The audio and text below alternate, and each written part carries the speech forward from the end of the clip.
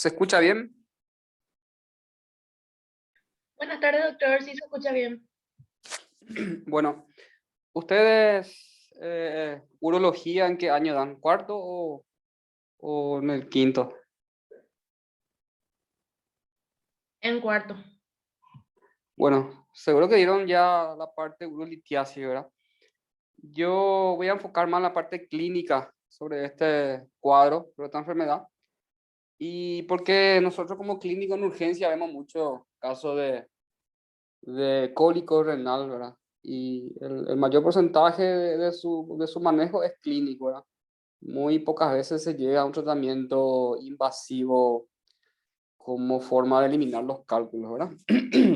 Antes que nada hay que saber que hay muchas enfermedades metabólicas que pueden producir litiasis y eso corresponde más a clínica médica, ¿verdad? Estudiar las causas y de acuerdo a eso dirigir el tratamiento, ¿verdad?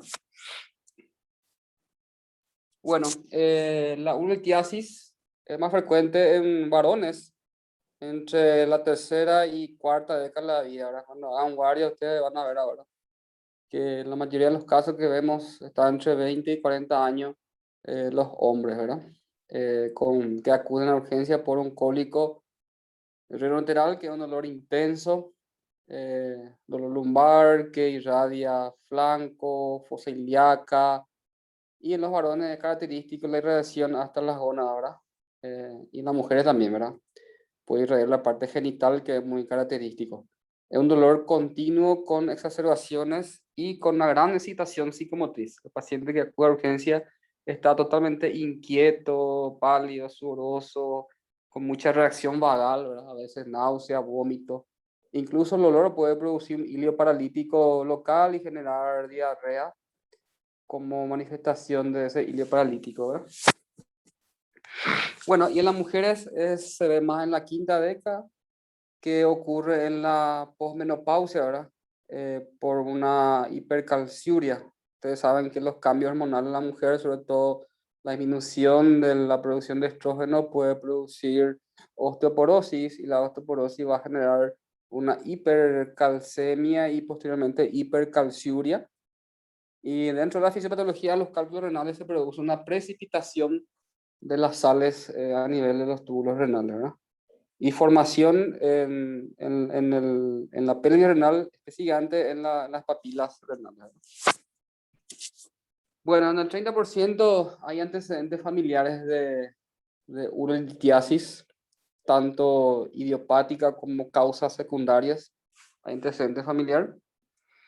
Bueno, en cuanto a la composición, lo más frecuente es que sea oxalato de calcio, ¿verdad?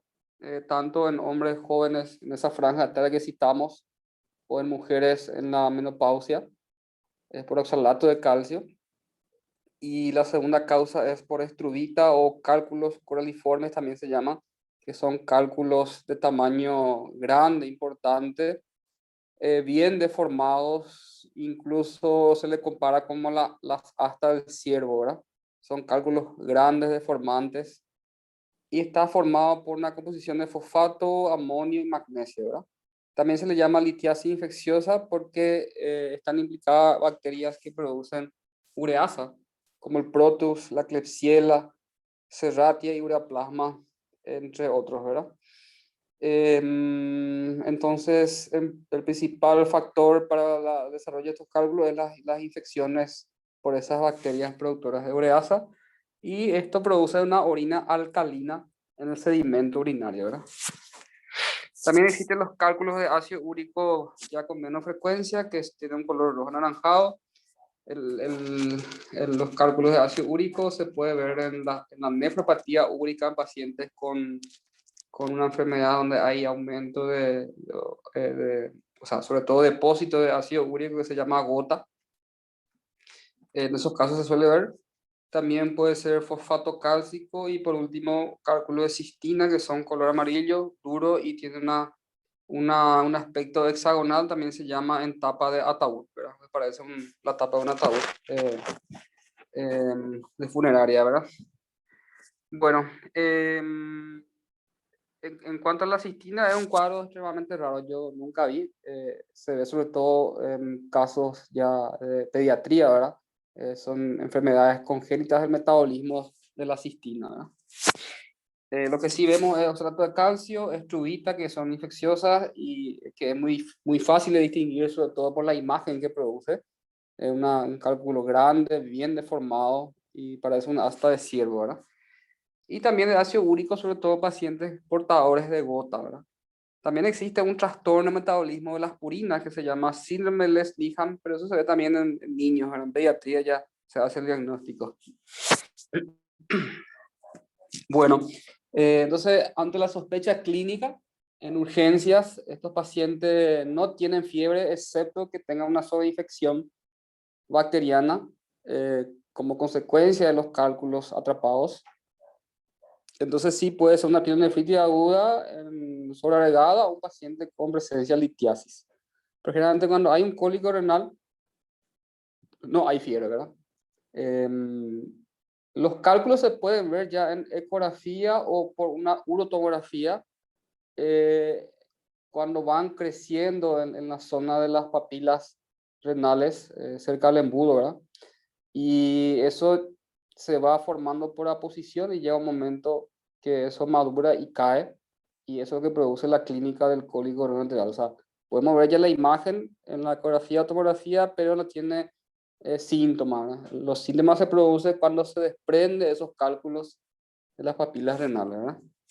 Y sobre todo si el tamaño es mayor al diámetro de los uréteres, entonces eso produce una obstrucción y a medida que avanza eso, más cólico renal se produce, el organismo trata de expulsar ese cálculo hacia afuera, ¿verdad?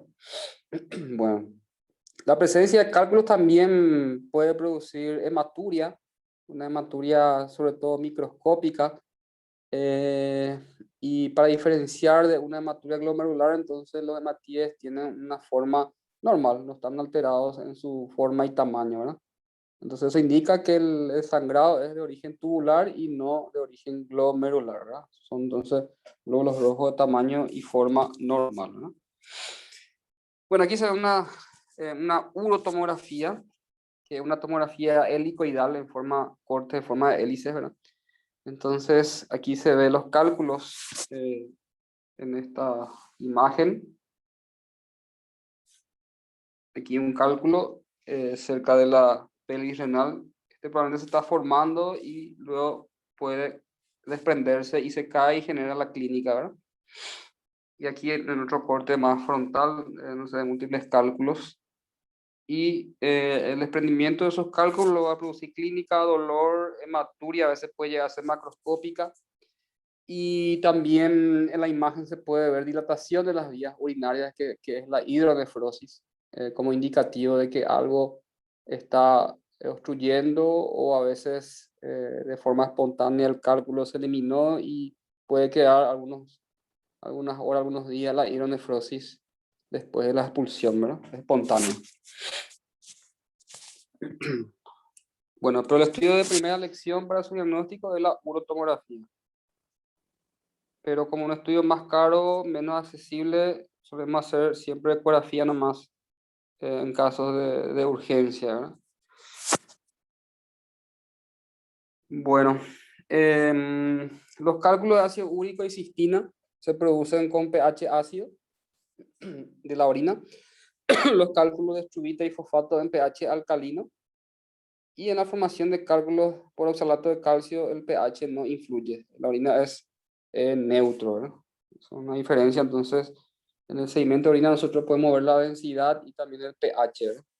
Entonces, vemos el pH, tenemos cálculos que se forman con pH ácido, otro con pH alcalino y otro que no tiene, no influye el pH, ¿verdad? Bueno, el cuadro clínico, como dijimos al principio, puede ser asintomático una vez que el cálculo esté todavía en formación, sin desprenderse. También puede haber hematuria en ausencia de dolor, y cuando hay un desprendimiento del cálculo genera entonces obstrucción ureteral y eso puede dar también hematuria, dolor intenso, náuseas, vómitos, puede dar incluso hasta diarrea por ilio paralítico por el dolor. Em, bueno, como dijimos, el cólico nefrítico se produce al desprenderse los cálculos de las papilas renales donde se generan. A medida que se va generando por aposición, eso se llaman placas de Randall, ¿verdad? Puede producir el paralítico y también síntomas urinarios, ¿verdad? El síndrome misional o dolor genital en cálculos ureterales intravesicales. Puede dar disuria, puede dar polaquiuria, puede dar tenesmo, urgencia misional, como síntomas también acompañantes, ¿eh?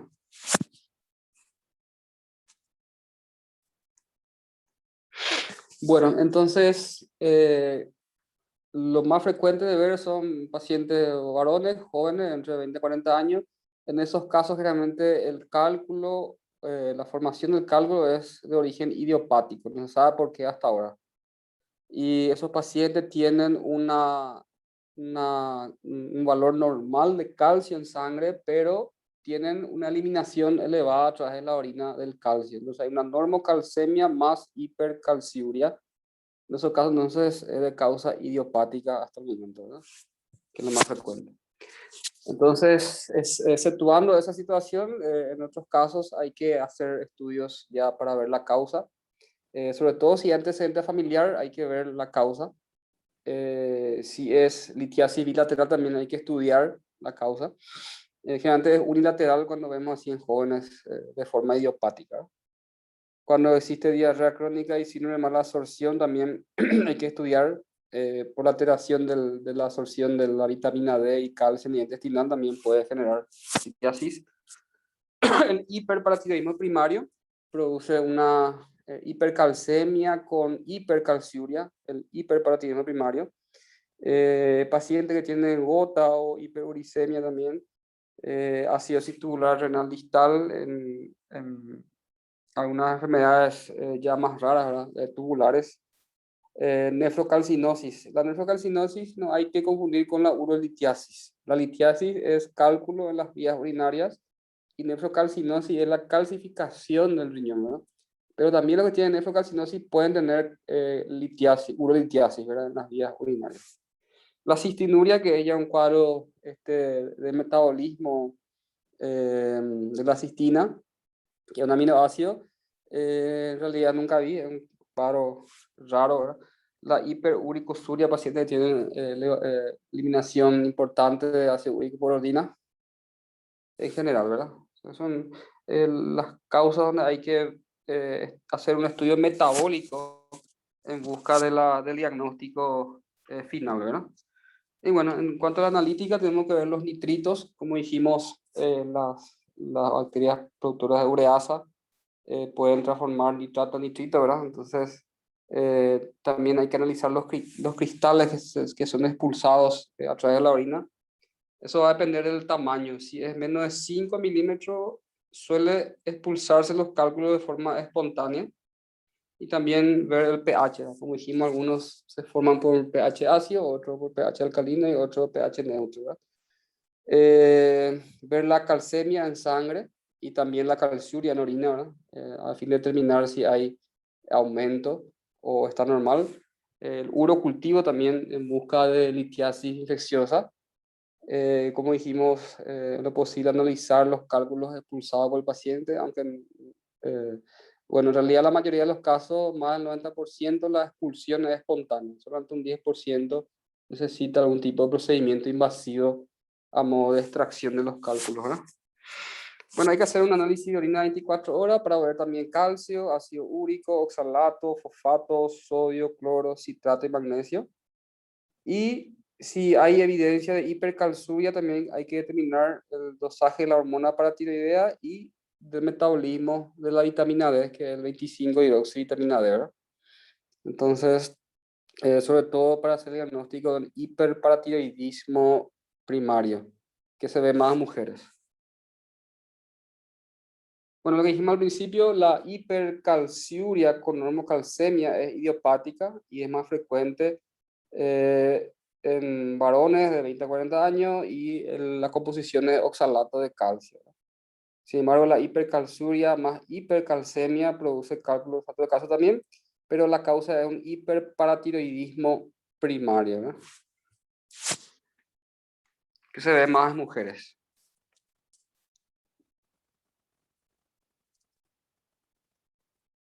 Bueno, en cuanto al diagnóstico, la historia clínica es fundamental. Es un paciente que acude a urgencia. Vamos a solicitar, bueno, antes, después de calmar el dolor, obviamente, solicitamos un análisis de hemograma, un análisis del perfil renal, ver la glicemia, ácido úrico y un análisis del sedimento de la orina. Y el estudio más accesible, menos costoso, es una ecografía renal y vías urinarias. Ahora nosotros en nuestro medio tenemos ahora para hacer una urotomografía, que es de elección para evaluar eh, la cantidad de cálculos que hay y el tamaño, ¿verdad? A veces con la ecografía no se ve todos los cálculos, pero sí se ve signos indirectos de obstrucción en sospecha de pacientes con cálculo. En la ecografía se ve hidronefrosis, ¿verdad? La radiografía de abdomen también se podría ver las litiasis radiopacas o radiodensos, sobre todo el oxalato de calcio, ¿verdad? Que es lo más frecuente. Y la ecografía renal detecta también la litiasis radiolúcida o radiotransparente, como el ácido úrico y la cistina. Puede detectar que no va a detectar la radiografía, ¿verdad? Pero en general la tomografía helicoidal sin contraste es el estudio de elección para mejor valoración de la urolitiasis, ¿verdad? Bueno, aquí lo más importante, el tratamiento. Solemos usar nosotros analgésico por vía inyectable para el dolor y no se recomienda el uso de antiespasmódicos porque el cólico renal justamente es un mecanismo de acción para tratar de expulsar esos cálculos enclavados, que va a depender también del tamaño, ¿verdad? Entonces usamos ketorolac, diclofenac, se puede usar un analgésico inyectable, pero no está indicado el uso de antiespasmódicos porque vamos a ir en contra de lo que fisiológicamente está haciendo el organismo, ¿verdad? Tratar de expulsar. Y también puede producir hilo paralítico, los antiespasmódicos, y también eso puede empeorar, ¿verdad? Bueno, ocurre expulsión espontánea si el cálculo mide menos de 5 milímetros. Entonces eso podemos ver por la ecografía y también por la tomografía se puede medir el diámetro del cálculo. Entonces, si es menos de 5 milímetros, hay posibilidad de expulsión espontánea que ocurre en más del 90-95% de los casos, ¿verdad? Si está entre 0,5 a 1 centímetro, existe un procedimiento ya más avanzado hoy en día que se llama la litotripsia extracorpórea, que es lo que produce unas ondas de choque, hace que se trituren las piedras en tamaño más pequeño y así se pueda expulsar de forma espontánea, ¿verdad? Y generalmente si es más de 1 centímetro ya se prefiere un procedimiento invasivo, ya sea abierto o por una ureteroscopía, ¿verdad? Que ya es más el campo de los urólogos, ¿verdad? Acá lo que hay que saber es que si está menos de 5 milímetros, con analgésicos y una abundante hidratación, se puede lograr la expulsión espontánea del cálculo. Y también existen algunos medicamentos que ayudan o favorecen la expulsión porque producen dilatación de los uréteres para que el cálculo pueda pasar, ¿verdad? Dentro de esos fármacos tenemos la tansulosina, que es un medicamento que se usa también en casos de paciente con obstrucción urinaria por hipertrofia prostática benigna. Entonces lo que hace esto es dilatar el uréter, entonces por ese motivo también funciona en la urolitiasis como tratamiento coadyuvante para tratar de eliminar los cálculos. También la nifedipina, que es un bloqueante de calcio, la misma función, puede producir una dilatación en los uréteres y facilitar la expulsión de los cálculos, siempre que sea menos de 5 milímetros, ¿verdad? Bueno, este es el procedimiento que se hace cuando mide más de 5 milímetros hasta 1 centímetro, la litotripsia extracorpórea.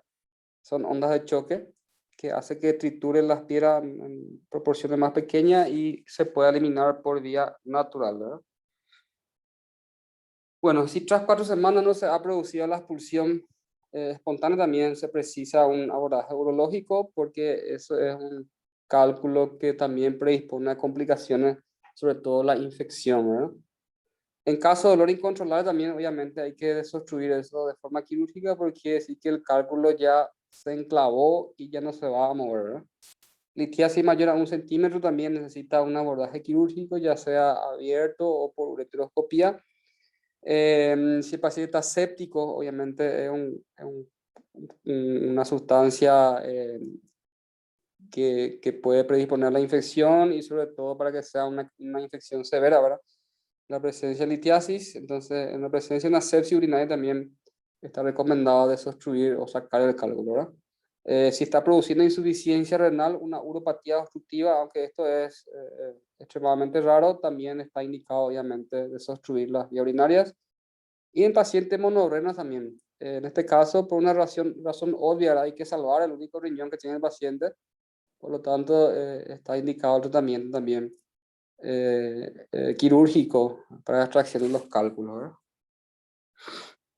Bueno, en cuanto al tratamiento médico, de urgencias, como hablamos recientemente, los analgésicos como el ketorolac, el ketoprofeno, el diclofenac, están indicados.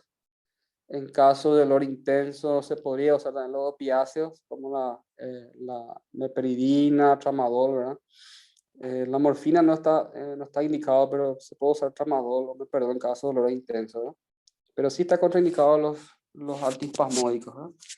Entonces, abundante hidratación, se pueden consumir cítricos, verduras, restricción de proteína de origen animal, restricción de sodio, restricción de purina y de cebada, sobre todo la carne roja y la cerveza, ¿no? Sobre todo pacientes que tienen litiasis por ácido úrico, ¿no?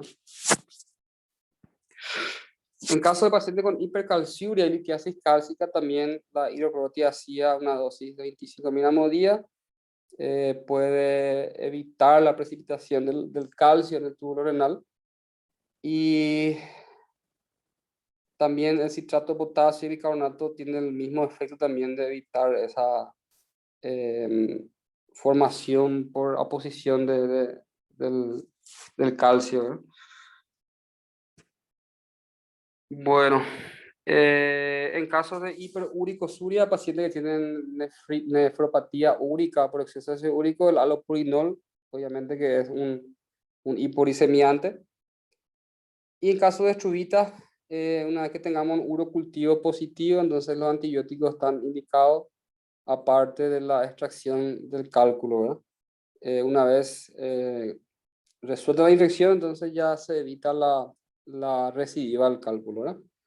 También se puede hacer litotricia en caso de que no sea muy grande los cálculos y en último caso el abordaje quirúrgico, sobre todo si es más de 1 centímetro de diámetro los cálculos, ¿verdad? Bueno, ¿alguna pregunta hasta aquí?